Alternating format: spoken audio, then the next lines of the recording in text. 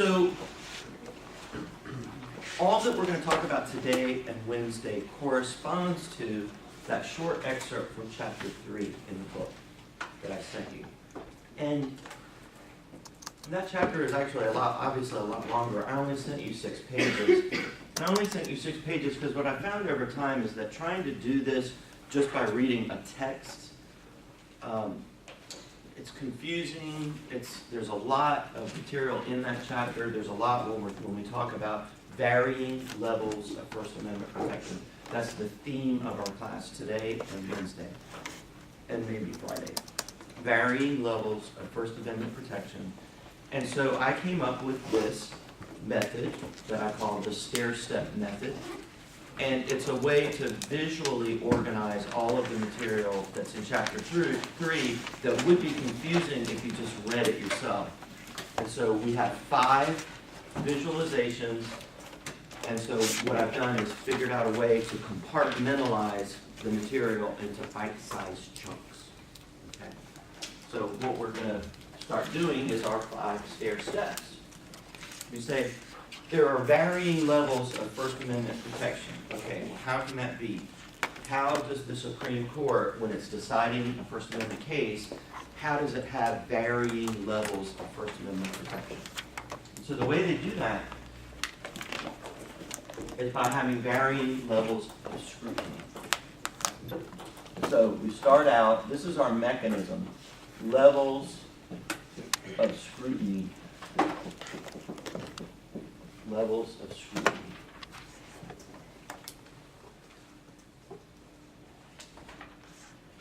Now, so whatever is in this is going to be the highest level of protection, intermediate level of protection, low level of protection. So what the court does is when it gets a case, it's going to have to first determine which level of scrutiny that they're going to give it. And the toughest one is strict scrutiny. Strict scrutiny. We say the old saying, strict in theory, fatal in fact. Whenever the court starts to apply strict scrutiny, 9 times out of 10, they're about to strike down something as unconstitutional. That they're going to really put a tough gaze on that law. So, for example, if you had, now let's say not High Point University, but let's say University of North Carolina at Chapel Hill. Let's say they came up with a speech code that said you can't use racist speech on campus. Well, if that rule was challenged under the First Amendment and it went to the Supreme Court would apply strict scrutiny. Strict scrutiny. Because the reason is this. It's the difference between something, and this is a very important dichotomy. Remember we talked about the speech-action dichotomy?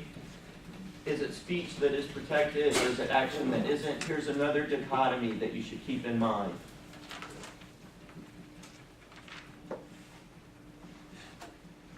Is something content neutral? That's good under the First Amendment. Content neutral? Good. Versus, is it viewpoint discrimination? And that's bad. So anytime a rule or law singles out one type of speech, so in the case of the campus speech code, you say, okay, nobody ever can use the N-word. So it seems like, oh, well, that's reasonable. But under the First Amendment isn't concerned about things like, okay, we want to have, not use this offensive word or whatever.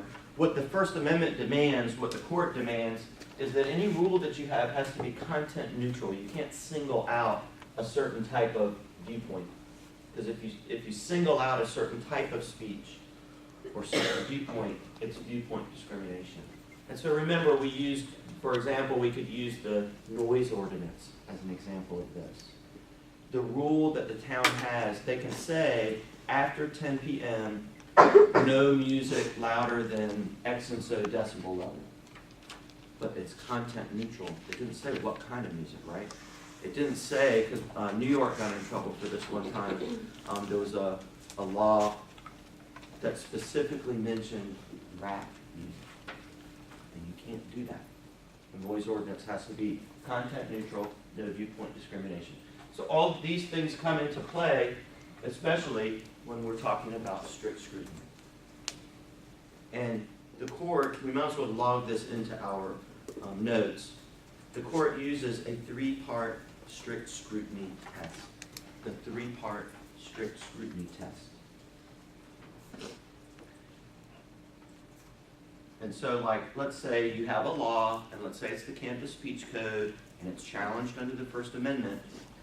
The court then asks, so it's looking at this law, it's strictly scrutinizing this law, and it asks, one, did the government have a compelling reason to make this rule?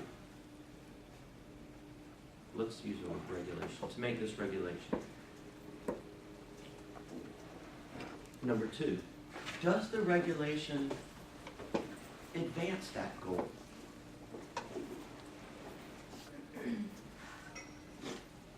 Does the government have a compelling reason to regulate this speech? Number two, does the regulation actually advance that goal? And number three, is the regulation narrowly tailored? That's an important phrase. Narrowly tailored, so as not to squelch too much speech.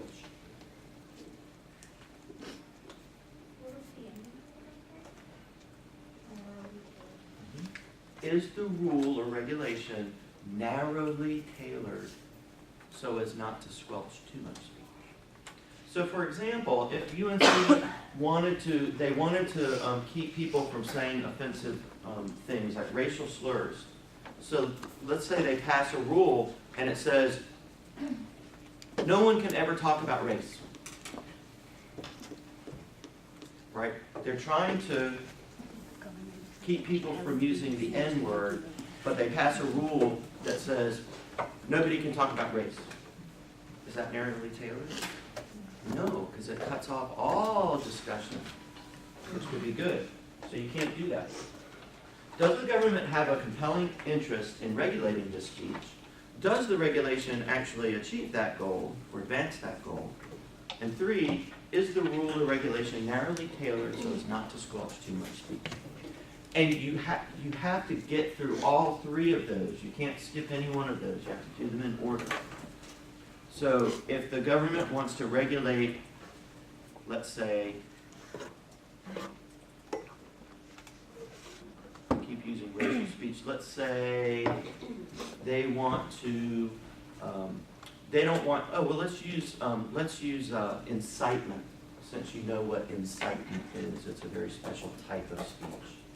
Incitement is when you say something or write something that might incite violence and or the violent overthrow of government. And so let's say the government decides that it doesn't like people saying that President Obama is from Kenya and he's a fascist Marxist, whatever that is. And so they try to, put limits on people saying things like that. That's not content neutral, is it? It's a viewpoint discrimination. It's strict scrutiny, right? And so it's not going to pass that test. Even if you said it might be important for people to respect President Obama, does the government have a compelling interest in squelching talk about Obama being from Kenya? Maybe, maybe not, but let's just say yes, because they want people to respect the president. Does this rule of keeping people from talking about President Obama is from Kenya and all this silly stuff online, does that rule help advance that goal of people respecting Obama? Maybe, maybe not. I mean, who knows? Probably not. And then finally, is this regulation on speech narrowly tailored so as not to squelch too much speech? Well, obviously, no, it's not. Right? Because you're literally selecting one viewpoint and then trying to suppress that viewpoint. So strict scrutiny, we just remember we've got our three-part test. that's how the Supreme Court, under the First Amendment, they used that test to strike down laws as unconstitutional. Then we have intermediate scrutiny. And there isn't officially a test, but essentially what happens is they ask questions similar to the three-part scrutiny test, like the first and second, and they forego the third. So it's easier for the government to win. The way to think about this, the higher the level of scrutiny that's being applied, the higher level of First Amendment protection is not giving, look, there's barely any space up here. That doesn't give the government much room to regulate. But notice if we drop down to only intermediate scrutiny or only intermediate First Amendment protection, the government now has more room to maneuver. And if we come down to the lowest,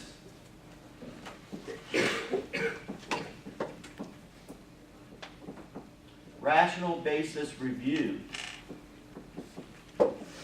which is the lowest form of protection, the weakest type of scrutiny, all the court is essentially saying was, well, did the government have a rational reason to try to regulate this speech? Yes, the government had a good reason. Okay, so the law can stand. So you see how here the government has so much more room to maneuver here.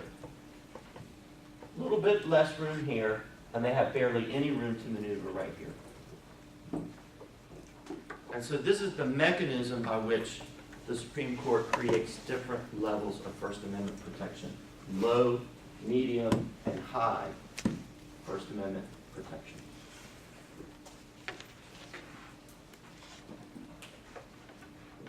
Now it's interesting, probably shouldn't do this, but I will. It's interesting when once again we have an example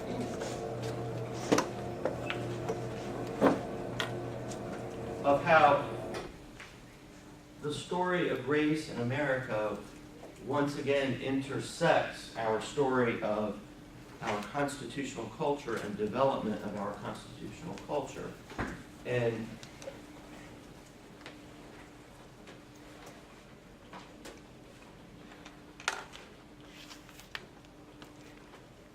so the story, we pick up our story in the early part of the 20th century, in 1915. Let's just take a little, let's just watch a second or two of this.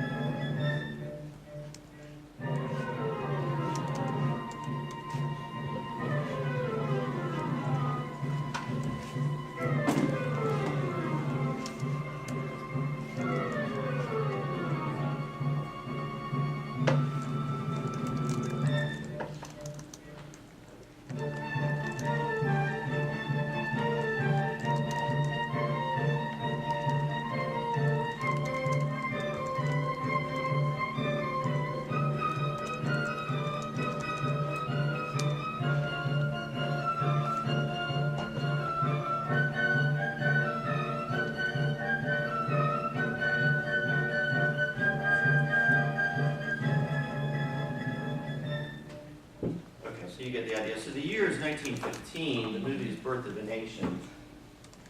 And one thing that's interesting about it, you know, a lot of the early part of the movie is, has anybody seen that movie? Did you see it in class or something? Yeah. Because it's still, it's a very important movie. It was a controversial movie, but it's still important in terms of film history. A lot of the techniques in motion pictures were developed in this era by directors like D.W. Griffith, like use of close-ups and use of cutting, fast, quick cuts and that kind of thing. So, but anyway, so a lot of people watched that in film history classes. At the time, it was extremely controversial. The first half of the film, not so much, because it was actually based on historical work by Woodrow Wilson. Woodrow Wilson, the president, who was by trade a historian. But after the death of, up to the death of Lincoln, it's pretty much just a historical tale about the Civil War. But from the point on in the movie, with the death of Lincoln on, he switches over to Thomas Dixon's fictional work called The Klansman. And Thomas Dixon was a racist from North Carolina who wrote this very famous book called The Klansman. And so the rest of the second half of the movie is about how the whites are just, you know, poor, downtrodden whites are being abused by the blacks who have taken over, and now they're punishing the whites because of the Civil War. And so in comes, as you see in the clip, the Klan rides to the rescue and saves all of those poor, defenseless white people. Okay. So anyway, so it was a very popular movie, although it was controversial, right? So because you still have a lot of aggrieved white people in the South who are still angry about the war of Northern aggression. And so the movie becomes popular. But the problem is it's so controversial that it's actually leading to violence. Fights are literally breaking out. Riots are breaking out when the movie is shown. And so Ohio bans the movie, right? It's not a theoretical possibility that the movie might spark violence. It is literally sparking violence. And so Ohio bans the movie. And so, of course, the makers of the movie sue on First Amendment grounds. And they say you're violating our First Amendment rights.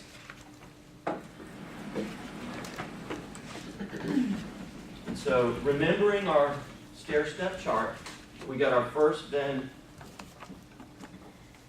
stair-step visualization. The case is called, you can put this on your timeline, 1915. On the First Amendment line. And you can call it the mutual film case. The mutual film case. The mutual film case, 1915. So here we have, the court is kind of in a tight spot because on the one hand, they agree that this movie is deplorable and it's causing riots. It actually is inciting violence. But on the other hand, though, here we are. Remember, the only big First Amendment case so far on your timeline is 1907, Patterson v. Colorado. So they don't want to weaken the First Amendment, but they want to side with Ohio. And so what they do is they use the speech action dichotomy, and they say a film is not protected by the First Amendment because it's not speech protected by the First Amendment. They say it's action. It's action. So it's not protected. They say it's just a business. The motion picture industry is just a business. It's not speech. It's protected by the First Amendment. So that starts a process. That starts the court down a long road that a lot of legal scholars wish they had not done, of creating different levels of protection. And so what we can take from that is we have varying levels of protection by medium. You see, they're saying, oh, film, no. Film isn't protected the same way that speech is, or the same way that a newspaper is, or the same way that a magazine is. So they say it's not protected. And so now we have different levels of First Amendment protection based on the medium. Varying levels of First Amendment protection, and this one is called by medium.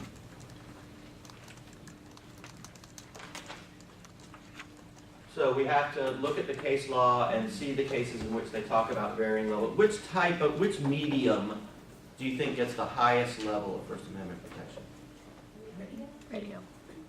Written. Why written?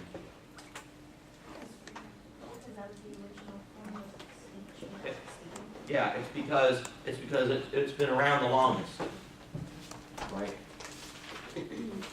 So print is up here. And for each of these, we have a case. So if you say print gets the highest level of protection,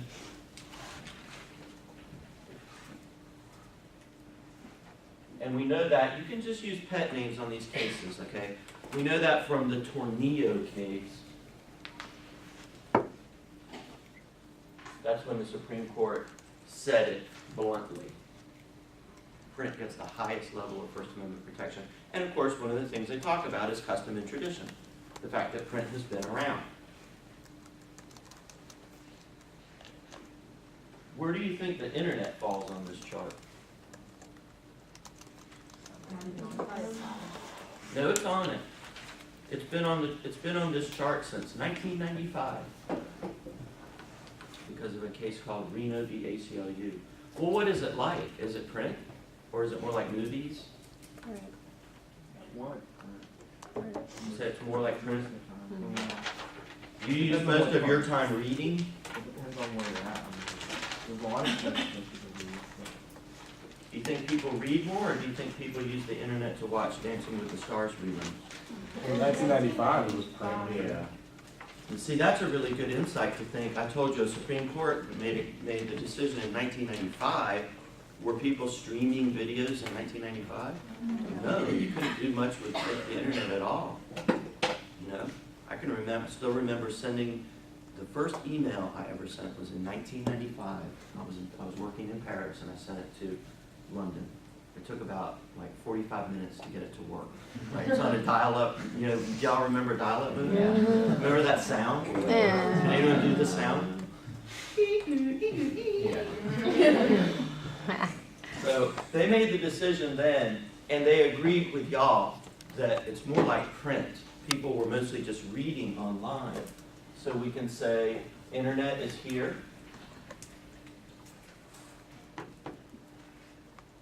And that's Reno v. ACLU. So is it directly under print or above it? It's both in this category, the highest level of protection, Okay. What year was Reno? 1995. Now see, because that was an important moment. People were really worried that the Supreme Court was not going to give the internet the highest level of protection. Because why is it that some people want to censor the internet? What do you think the number one reason is? Can't be erased. Because of what? It can't be erased. Do it for the children. Right? So Reno v. ACLU is the first of a string of cases where Congress passes laws to try to censor the internet, and the Supreme Court strikes them down as unconstitutional. And it's usually about children and pornography. Right? Whenever you have a new technology come online, the people who learn how to use it first are the porn people, the gambling people, and the mean people who use it to say ugly things about other people. And so we had in this era a string of attempts by Congress to censor online pornography. Is pornography protected by the First Amendment? You say no, you say yes. Yes. Yes. Yeah, obviously. I mean, is there any porn on the internet? It's like, so yes, it is. It is protected by the First Amendment, but we'll see on one of our on our next visualization that it gets low level of protection. Okay, so they already solved that. We also know as well that the mutual film case that said film isn't even protected by the First Amendment, do you think that's true today? So what must have happened? There must have been a later case, and there was. And so we can go ahead and add film. I'm going to just say film/art. And that's because of the Burston case. I want to say 1952. Somebody backstop me on that. If you just look up First Amendment and then the word Burston, B-U-R-S-T-Y-N, in a Google search, that case will probably come up. But so yeah, so over time, we have a series of cases in which the court establishes that these get the highest You're level. right. What's that? You're right. The Burston versus Wilson case? Okay. So this is a perfect example of how we have to follow case law over time to understand what the First Amendment means, because we have to listen to the Supreme Court as the court interprets it over time. And so then we come, let's jump down here to the lowest level. What medium of communication do you think gets the lowest level of protection? Television. Television. Why? Advertising and commercials, which is not as highly protected. What else? Can't, like news programs, like, say whatever they want, kind of tailor it to, like, their views? Yeah, they can. Sure they can. But why else does the government, because remember we said with each of these levels, the government gets more room to regulate. Why does the government get a lot of room to regulate TV?